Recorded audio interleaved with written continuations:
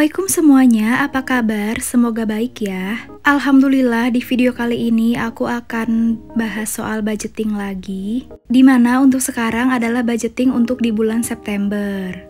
Untuk di bulan ini, alhamdulillah dari segi pendapatan ada perbedaan atau ada kelebihan dibanding bulan kemarin, tetapi ternyata ada pengeluaran ekstra juga untuk di bulan ini.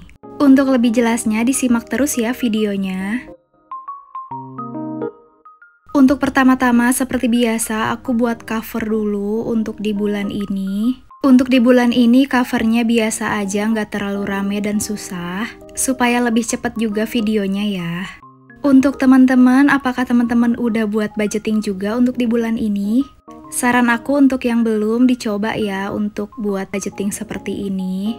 Karena dengan mencatat seperti ini, itu bagus untuk keuangan kita ya teman-teman. Kita jadi tahu atau kita jadi punya pos-pos pengeluaran kita sendiri. Jadi uangnya tidak akan tercampur antara satu dengan yang lainnya, sehingga uang yang kita pegang itu sesuai dengan posnya. Apalagi di tengah gempuran harga yang naik saat ini ya teman-teman, mulai dari BBM, paket data, sembako, dan segala macamnya itu semua naik. Sebagai ibu rumah tangga, kita tentu harus memutar otak bagaimana caranya uang yang kita terima itu harus cukup dalam sebulan. Walaupun untuk keuangan aku sendiri belum lengkap ya teman-teman, karena aku masih tinggal sama orang tua aku. Nah, untuk di bulan ini penghasilan yang aku dapatkan atau gaji dari suami aku yang dikasih ke aku itu 5.600.000 ya teman-teman. Uang ini akan aku kelola sebaik mungkin dan secukup-cukupnya untuk bulan ini. Karena di bulan ini juga banyak pengeluaran, yaitu kondangan dan juga harus beli baju kondangan juga. Karena yang pesta itu saudara kita, jadi kita harus datang dengan pakaian terbaik. Tapi bukan kita sih, jadi yang aku beliin baju itu ya suami aku aja, kalau aku alhamdulillah masih ada bajunya.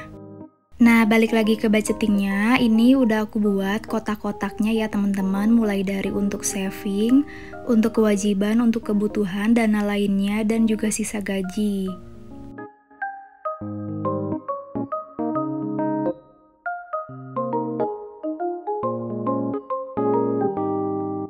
Untuk yang pertama, aku bisa isi untuk saving itu 500.000 aja untuk di bulan ini, yaitu untuk dana lebaran. Lalu selanjutnya untuk kewajiban seperti biasa, arisan 1 juta rupiah. Dan selanjutnya untuk kebutuhan, seperti biasa diawali dengan belanja bulanan sampai dengan skincare dan segala macamnya. Untuk yang bingung setiap bulan kok skincare atau jatah beli skincare-nya itu cuma 100.000, itu aku cuman beli buat minyak wangi dan hand body gitu ya teman-teman. Sedangkan untuk pelembab itu tuh belinya sekitar 7 bulan sekali, karena pelembab yang aku pakai itu awet banget dan kebetulan aku pakainya berdua sama suami. Jadi karena kami sama-sama cocok ya kami pakai berdua gitu, tapi dipakai berdua juga awet sampai 7 bulan itu masih tahan.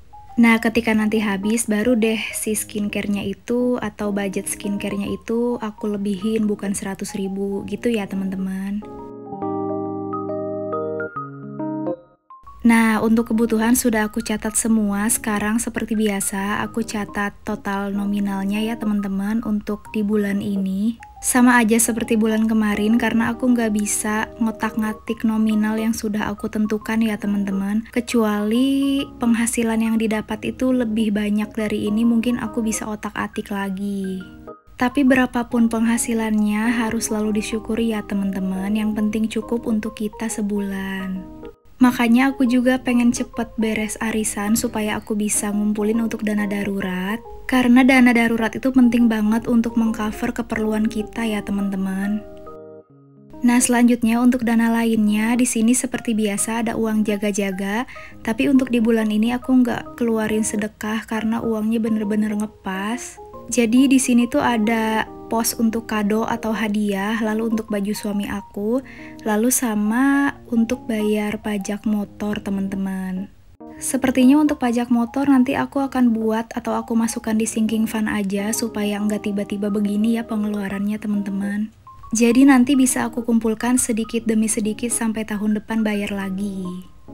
Nah, setelah semua pengeluaran dan kewajibannya selesai dicatat, sekarang seperti biasa aku hitung sisa gajinya masih ada atau enggak, dan untuk di bulan ini masih ada, itu 50.000 ya teman-teman untuk di bulan ini.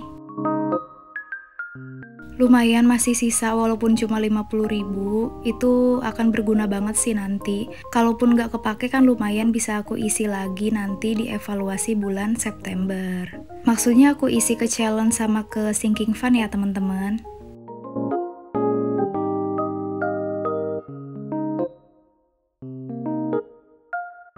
Nah, selanjutnya akan aku rapikan uangnya ke dompet pintar, tapi sebelum itu aku mau isi sinking fund dulu. Ini aku mau isi untuk dana lebaran ya teman-teman, karena lebaran itu nggak cukup cuman pakai THR menurut aku, tapi semoga aja sih cukup ya. Apalagi berkaca dari tahun kemarin, tabungan lebaran aku kan kepake, jadi kerasa banget kalau misalnya nggak nabung, jadi harus mulai nabung lagi teman-teman. Alhamdulillah untuk bulan ini aku bisa isi yang ketiga kalinya ya teman-teman untuk tabungan lebaran. Ini seperti biasa aku isi sebulan sekali ya. Nah, selanjutnya akan aku isi uangnya ke dompet pintar aku sesuai dengan pos-pos yang ada di sini. Mungkin agak ribet, tapi tujuannya itu supaya uangnya tidak tercampur ya teman-teman. Karena kalau uang udah tercampur itu kita ngerasanya banyak uang teman-teman. Jadi dalam berbelanja itu nggak kerasa ngambil uangnya, tiba-tiba habis tapi nggak cukup untuk semua pengeluaran. Nah, kalau dengan cara begini bisa lebih disiplin dalam mengambil uang ya teman-teman.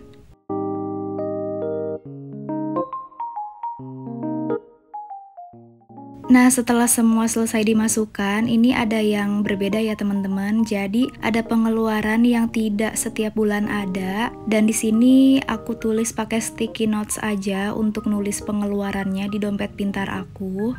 Karena seperti yang aku bilang tadi, pengeluaran ini hanya ada di bulan ini, tidak ada di setiap bulan ya.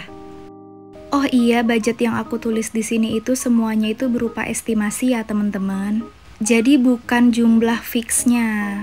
Bisa kurang atau bisa lebih, tapi biasanya sih lebih ya teman-teman walaupun sedikit. Karena ketika buat budgeting itu aku selalu tulis nominal paling besarnya teman-teman. Jadi di setiap pengeluarannya itu aku tulis nominal yang lebih besar gitu. Karena kalau kita nulisnya ngepas banget, nanti pas kurangnya itu kita bingung nyari di mana kurangnya. Jadi lebih baik kita lebihin sedikit, dan ketika ada lebih itu kan bisa diisi juga ya ke challenge atau ke sinking fund nanti di akhir bulan. Nah, selesai uangnya. Begitu juga dengan video aku. Terima kasih untuk teman-teman yang sudah menonton. Mohon maaf jika ada salah kata ya. Wassalamualaikum.